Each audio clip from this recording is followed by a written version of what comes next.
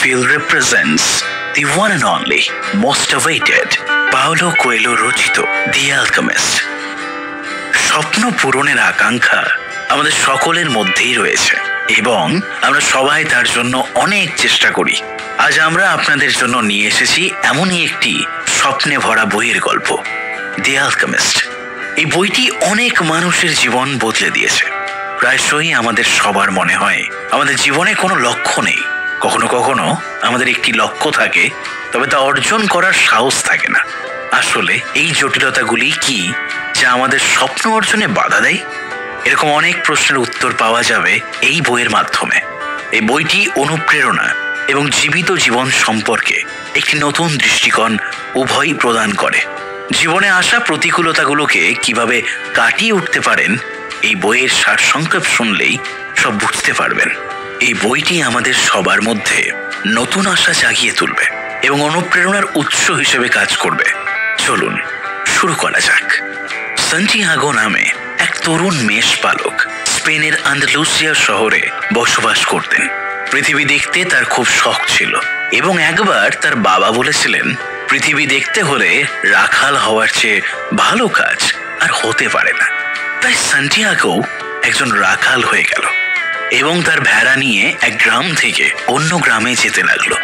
Santiago এর থেকে দুটি সুবিধা পায়। প্রথমত, তার ভ্রমণের শখ পূরণ হয় এবং দ্বিতীয়ত, সে তার ভেড়ার পশম বিক্রি করে কিছু অর্থ উপার্জন করতে থাকে। এবারও সান্টিয়াগো যাত্রায় রওনা হয়েছিল।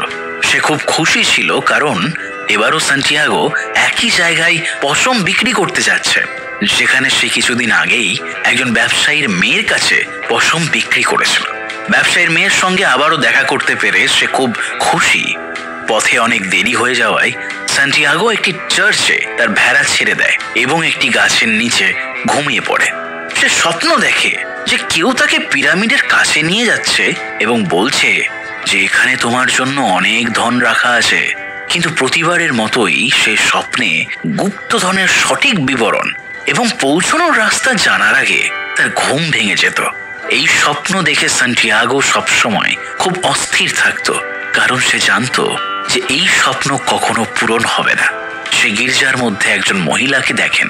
ওই মহিলা নাকি স্বপ্নের অর্থ সম্পর্কে সবকিছু জানতেন। মহিলাটি সান্টিয়াগোকে গির্জার ভেতরে বিশ্রাম করার জন্য বলে। সান্টিয়াগো তার হাত ভাঁজ করে এবং তার চোখ বন্ধ করে এবং ঈশ্বরের কাছে প্রার্থনা শুরু করে। একই সময়ে মহিলাটি সেখানে এসে সান্টিয়াগোর হাতের দিকে তাকাতে শুরু করে। প্রথমে সান্টিয়াগো ভয় পেয়ে যায়, কিন্তু কিছুক্ষণ হাতের দিকে তাকিয়ে থাকার পর মহিলাটি বলে, তুমি তোমার স্বপ্ন সম্পর্কে জানতে চাও, তাই তো? সান্টিয়াগো খুব অবাক হয়ে গেল।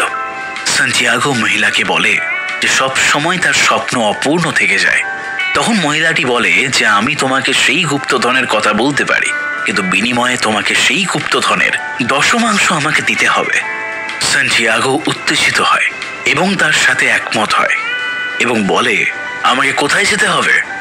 তারপর মহিলাটি বলে যে তাকে ইজিপ্টের পিরামিডে যেতে হবে। সেখানে এত ধন সে পাবে যে সে অনেক ধনী হয়ে ফিরবে। সান্টিয়াগোর কাছে এই সব কথা মিথ্যে মনে হয় এবং সে মনে করে যে সে এখানে এসে তার সময়টা নষ্ট করছে এবং কোথাও এমন গুপ্তধন নেই। কিন্তু কিছুক্ষণ পর সান্টিয়াগো মহিলাকে জিজ্ঞেস করলেন কিভাবে সে ইজিপ্টের পিরামিডসে যেতে পারে। তারপর মহিলা বললেন যে তিনি জানেন না কিভাবে সেখানে যেতে হয়। তিনি আরো বললেন যে আমি শুধু স্বপ্নের কথা বলি। এরপর সান্টিয়াগো বললেন সে যদি কখনো ইজিপ্টে না পৌঁছায়, তখন মহিলাটি বলে যে তাহলে তোমাকে আমার দশম অংশ দিতে হবে না, এবং তিনি সেখান থেকে চলে গেলেন। সান্টিয়াগো মনে মনে খুব দুঃখ পায় এবং হাঁটতে হাঁটতে একটি বাজারে পৌঁছায় এবং সেখান থেকে একটি বই কিনে পড়তে শুরু করে। সান্টিয়াগো যখন তার বই পড়ছে তখন একজন বৃদ্ধ লোক সান্টিয়াগোর কাছে আসে, কিন্তু সান্টিয়াগো এটা পছন্দ করে না এবং বিরক্তই হয়ে যায়। বৃদ্ধ লোকটি সান্টিয়াগোকে জিজ্ঞেস করলে সে কোন বই পড়ছে। সান্টিয়াগো উঠে অন্য বেঞ্চে চলে যায়, কিন্তু তারপরে তার মনে পড়ে যে তার বাবা তাকে শিখিয়েছিলেন কখনো কাউকে অসম্মান করা উচিত নয়। তাই সে ফিরে এসে বৃদ্ধকে বললেন সে কোন বই পড়ছে। হঠাৎ বৃদ্ধ লোকটি বলে যে সান্টিয়াগো যে বইটি পড়ছে তা ইতিমধ্যে তার পড়া হয়ে গেছে। সান্টিয়াগো জিজ্ঞেস করে তাহলে বলো কি লেখা আছে এই বইয়ে। তখন বৃদ্ধ লোকটি বলে যে এই বইটি আমাদের বলে যে একজন ব্যক্তি কিভাবে নিজের ভাগ্য বেছে নেয়, একজন ব্যক্তি কিভাবে তার নিজের ভাগ্যের নির্মাতা এবং ভঙ্গকারী। আর এই বইয়ের শেষ বলে পৃথিবীর সব থেকে বড় মিথ্যা কি।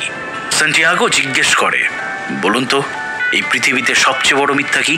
তারপর বৃদ্ধ লোকটি বলে, এই পৃথিবীতে বসবাস করার সময় এক সময়ে আমরা আমাদের চারপাশে যা ঘটছে তার উপর আমাদের নিয়ন্ত্রণ ছেড়ে দিই এবং আমাদের ভাগ্য যেদিকে নিয়ে যায় সেখানে হাঁটা শুরু করি। আর ভাগ্যের উপর ভরসা করা পৃথিবীর সবচেয়ে বড় মিথ্যে।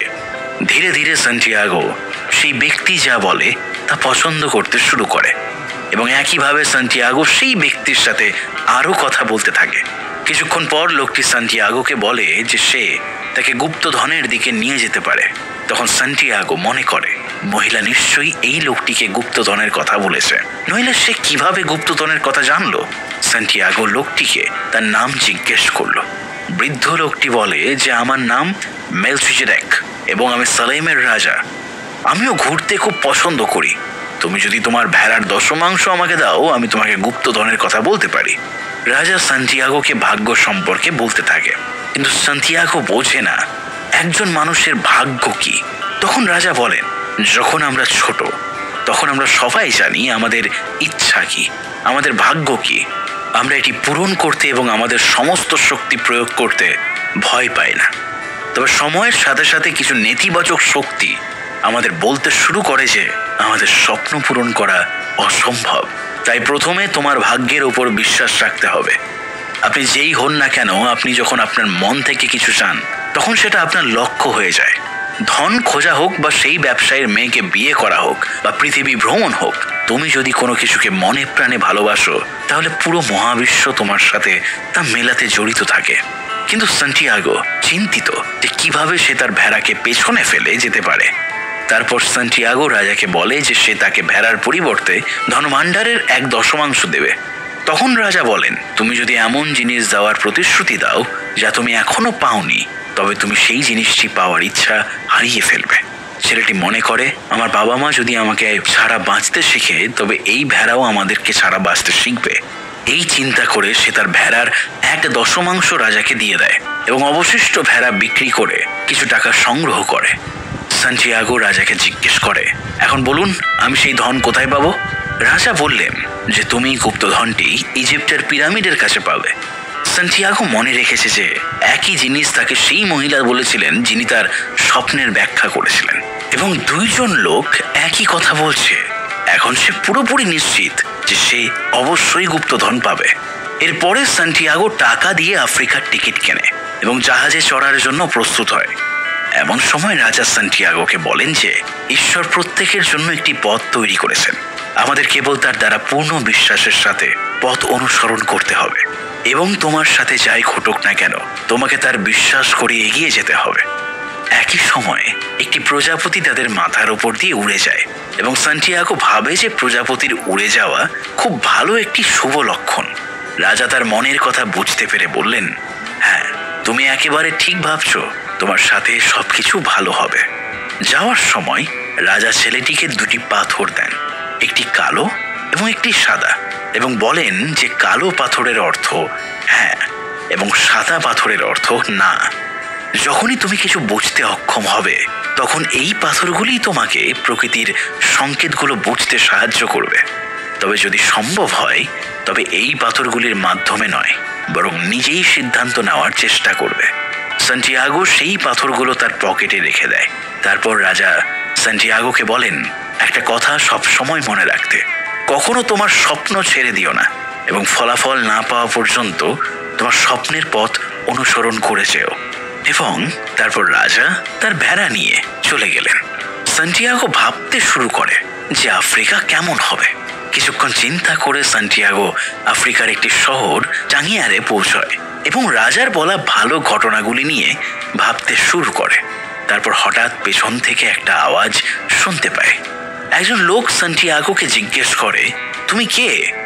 সান্টিয়াগো তাকে নিজের সম্পর্কে এবং তার ভ্রমণের কারণ সম্পর্কে সবকিছু বলে। ওই ব্যক্তি বলে, তুমি চাইলে আমি তোমার পথপ্রদর্শক হতে পারি। সান্টিয়াগো এটিকে রাজার দ্বারা বলা ভালো ঘটনাগুলোর মধ্যে একটি বলে মনে করেন এবং মনে করেন যে মহাবিশ্বের আত্মা তাকে সাহায্য করার জন্য তার কাছে কাউকে পাঠিয়েছেন। সান্টিয়াগো জিজ্ঞেস করে, তোমার কাছে কি গুপ্তধনের কাছে পৌঁছানোর কোনো উপায় আছে? লোকটি বলে যে এর জন্য আমাদের পুরো মরুভূমি অতিক্রম করতে হবে এবং তার জন্য আমাদের অর্থের প্রয়োজন হবে। তারপর সান্টিয়াগো সেই ব্যক্তিকে তার টাকা দেখায়, আর সেইখানেই তা লুট করে নিয়ে যায় চোরেরা, কারণ বাস্তবে সেই মানুষটি চোর ছিল। সান্টিয়াগো কাঁদতে শুরু করে এবং ভাবতে থাকে সে তার ভেড়াদের সঙ্গে ভালোই ছিল এবং এই সব গুপ্তধন মিথ্যা জিনিস। কিন্তু তারপর তার মনে পড়ে রাজা বলেছিলেন যে যখন তুমি সত্যিই কিছু অর্জন করতে চাও, সমগ্র মহাবিশ্ব তোমাকে এটি অর্জনে সহায়তা করার জন্য সাহায্য করে। তবে কঠিন পরিস্থিতির মধ্যে আমাদের সাহস আরো বৃদ্ধি করা উচিত। এরপরে সান্টিয়াগো রাজা তাকে যে পাথর দিয়েছিলেন তার কথা মনে করে। সে ভাবে পাথর ব্যবহার করে পরবর্তীতে কি ঘটতে যাচ্ছে তা সে জানতে পারবে। কিন্তু কিছুক্ষণ পরে সে পাথরগুলোকে পেছনে রাখে এবং মনে করে যে রাজা বলেছিলেন যে যদি সম্ভব হয় তবে তাকে নিজের সিদ্ধান্ত নিতে হবে এবং সে এখন থেকে নিজের সিদ্ধান্ত নিজেই নেবে। এই ভেবে সে এগিয়ে যায়। এবার সে আগের চেয়ে অনেক বেশি বিশ্বাসে ভরপুর ছিল। সে হাঁটতে হাঁটতে একটা বাজারে পৌঁছায়। সে একজন ক্রিস্টাল ব্যবসায়ীর দোকানের সামনে এসে দাঁড়ায়। সান্টিয়াগো দোকানের মালিককে বলে যে সে তার স্ফটিক পরিষ্কার করে দেবে যাতে তার আরো বেশি বিক্রয় হয় এবং তার বিনিময়ে বণিক যেন তাকে কিছু খেতে দেয়। কিন্তু যখন বণিক কোনো উত্তর দেয় না, তখন সান্টিয়াগো নিজেই ব্যবসায়ীকে কিছু না বলে তার দোকানের ক্রিস্টাল পরিষ্কার করতে শুরু করে। কিছুক্ষণ পরে ব্যবসায়ী সান্টিয়াগোকে খেতে দেয় এবং সান্টিয়াগোকে বলে যে আমি দেখতে পাচ্ছি যে তোমার কাজ দরকার, তুমি কি আমার দোকানে কাজ করবে? সান্টিয়াগো বলে হ্যাঁ, কিন্তু আমি আজ রাত পর্যন্ত কাজ করব। আমি আপনার দোকানের সমস্ত ক্রিস্টাল পরিষ্কার করব, বিনিময়ে আপনি আমাকে ইজিপ্টে যাওয়ার জন্য টাকা দেবেন। ব্যবসায়ী এটা দেখে হেসে বলেন যে তুমি যদি সারা বছর তার দোকানে কাজ করো তবুও তুমি ইজিপ্টে পৌঁছানোর মতো অর্থ উপার্জন করতে পারবে না। তারপর সান্টিয়াগো মনে করে যে দোকানে কাজ করে সে তার গ্রামে ফিরে গিয়ে তার ভেড়া কেনার জন্য যথেষ্ট অর্থ উপার্জন করতে সক্ষম হবে এবং এইভাবে সে বণিকের দোকানে কাজ শুরু করে। ব্যবসায়ীর দোকানটি একটি উঁচু পাহাড়ের ওপর অবস্থিত ছিল, যার কারণে লোকেরা তার দোকানে আসতে খুব ক্লান্ত হয়ে পড়ত এবং পাহাড়ে খুব বেশি খাবার ও পানীয় পাওয়া যেত না। তারপর সান্টিয়াগো সেই ক্রিস্টাল ব্যবসায়ীকে এই ধারণা দেয় যে আমরা কেন ক্রিস্টালসের চা বিক্রি করতে শুরু করছি না। এর মাধ্যমে আমরা আরো অর্থ উপার্জন করব এবং আমাদের ক্রিস্টালও আরো বেশি বিক্রি হবে। ব্যবসায়ী এই ধারণা পছন্দ করেন এবং এটি শুরু করেন।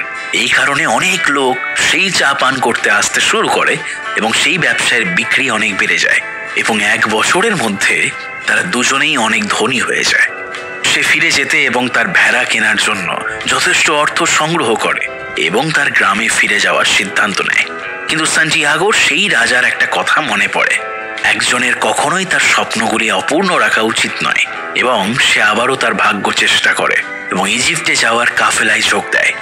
সেই কাফেলায় সান্টিয়াগো একজন ইংরেজের সাথে দেখা করেন, যিনি একজন বিখ্যাত অ্যালকেমিস্টকে খুঁজতে যাচ্ছিলেন, যার সম্পর্কে সে শুনেছে তিনি যে কোনো ধাতুকে গলিয়ে সোনাতে পরিণত করতেন। যখন তারা মরুভূমিতে ভ্রমণ করছে, ইংরেজ সান্টিয়াগোকে অনেক গোপন কথা বলেছে। কিছুক্ষণ হাঁটার সময় সেই ইংরেজ সান্টিয়াগোর সেই 2টি পাথরের দিকে তাকায়। সান্টিয়াগো এটি পছন্দ করে না এবং সে তার পাথরটি ফিরিয়ে নেয়। ইংরেজ সান্টিয়াগোকে জিজ্ঞেস করলো সে এই পাথরগুলো কোথা থেকে পেয়েছে। সান্টিয়াগো বলে যেগুলো জাদু পাথর। তখন ইংরেজ বলে, তোমাকে কে বলেছে এই পাথরগুলো জাদুকর? এরকম পাথর পৃথিবীতে কোটি কোটি আছে। তারপর সান্টিয়াগো বলে যে তাকে রাজা এই পাথর দুটো দিয়েছেন এবং তিনি বলেছিলেন যে তুমি যখনই কোনো ঘটনা সম্পর্কে জানতে চাও তুমি এইগুলো ব্যবহার করে তোমার উত্তরগুলো জানতে পারবে। এইভাবে কথা বলতে বলতে কাফেলাটি আল ফায়ুম নামক একটা আলকেমিস্টের গ্রামে পৌঁছায়।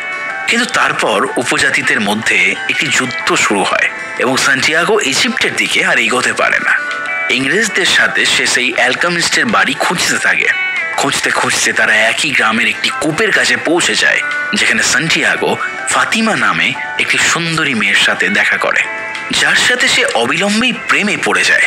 ফাতিমা তাদের দুজনকেই সেই অ্যালকেমিস্টের ঠিকানা বলে, কিন্তু ফাতিমার সাথে দেখা করার পরে সান্টিয়াগো ইজিপ্টে যেতে চায় না এবং ফাতিমার সাথে দেখা করতে প্রতিদিন সেই কূপে যায়।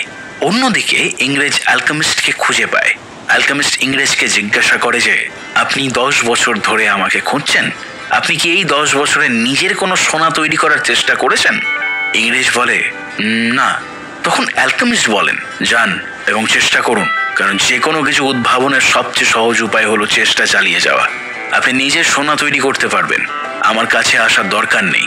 একদিন সান্টিয়াগো দুটি ঈগলকে যুদ্ধ করতে দেখে এবং এটার ইঙ্গিত ছিল যে সেই সৈন্যরা গ্রামে আক্রমণ করতে চলেছে।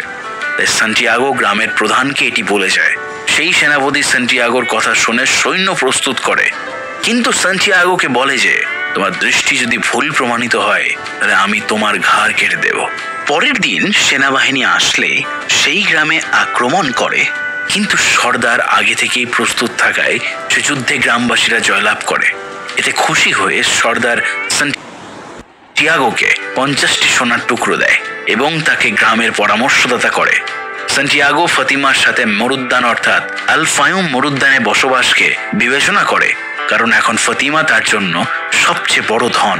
পরের দিন সান্টিয়াগো যখন ফাতিমাকে একই কথা বলে, ফাতিমা তখন তাকে স্বপ্ন পূরণ করতে যেতে বলে। সে সেখানে থাকবে এবং সান্টিয়াগোর জন্য অপেক্ষা করবে সেটাও জানায়।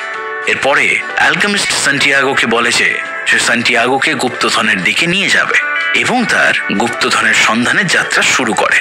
পিরামিডের কাছাকাছি জায়গায় যাওয়ার সময় সান্টিয়াগো এবং অ্যালকেমিস্ট একটি যুদ্ধরত উপজাতির দ্বারা বন্দী হয় এবং উভয়কেই গুপ্তচর বৃত্তির অভিযোগে অভিযুক্ত করা হয়।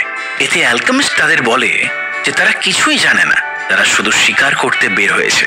অ্যালকেমিস্ট উপজাতিদের বলে যে সান্টিয়াগো একজন শক্তিশালী জাদুকর যে নিজেকে বাতাসে রূপান্তরিত করতে পারে। আদিবাসীরা মুগ্ধ হয় এবং বলে যে যদি সান্টিয়াগো নিজেকে বাতাসে রূপান্তরিত করতে পারে তাহলে তারা দুজনকেই ছেড়ে দেবে।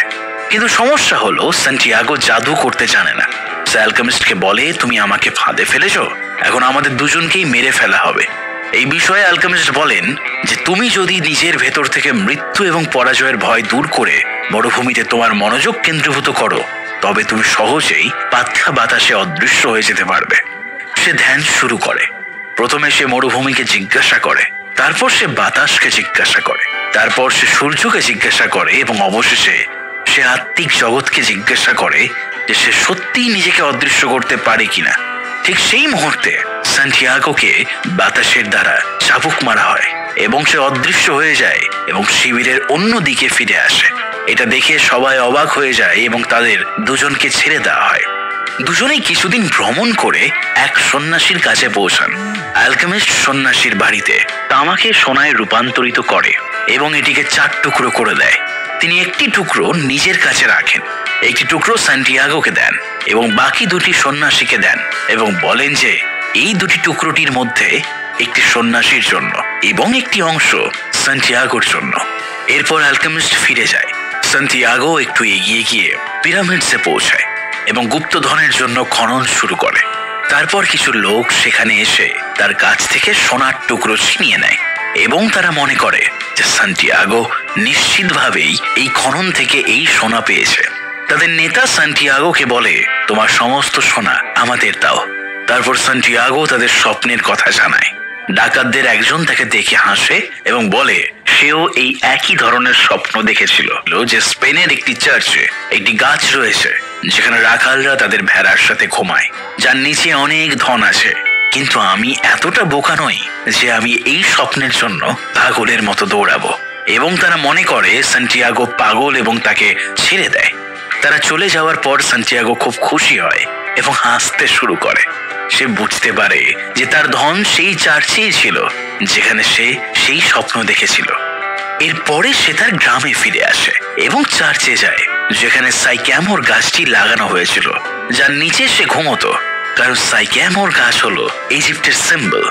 তাই সে স্বপ্নে ইজিপ্ট দেখেছিল। তারপর সে সেখান থেকে বিপুল পরিমাণের ধন ভাণ্ডার পায়। তারপর সে মরুভূমিতে ফাতিমার কাছে ফিরে যায় এবং ফাতিমাকে বিয়ে করে এবং তারা দুজনেই সুখে থাকতে শুরু করে। এই গল্প থেকে আমরা অনেক কিছু শিখতে পারি।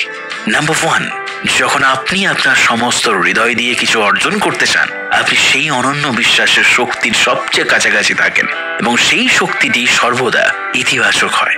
যেমন অনেক প্রত্যাখ্যান পাওয়ার সত্ত্বেও সান্টিয়াগো ধন পাওয়ার ইচ্ছা ছেড়ে দেননি। নাম্বার 2, কাকতালীয় বলে কিছু নেই। কল্পনা করুন যদি সান্টিয়াগো ভাবতেন যে গুপ্তধন খোঁজার কোনো দরকার নেই, এটি নিজে থেকেই তার কাছে আসবে এবং সম্ভবত সে কখনোই এত ধনী হতে পারত না।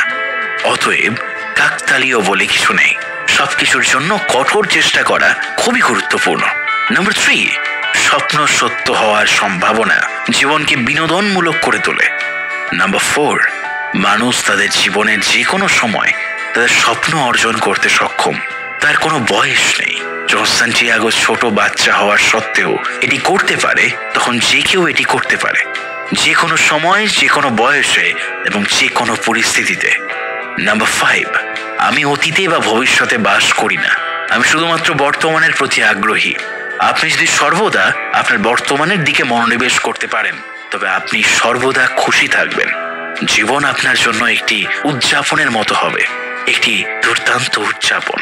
নাম্বার 6, একমাত্র জিনিস যা স্বপ্নকে অর্জন করা অসম্ভব করে তোলে সেটি হলো ব্যর্থতার ভয়।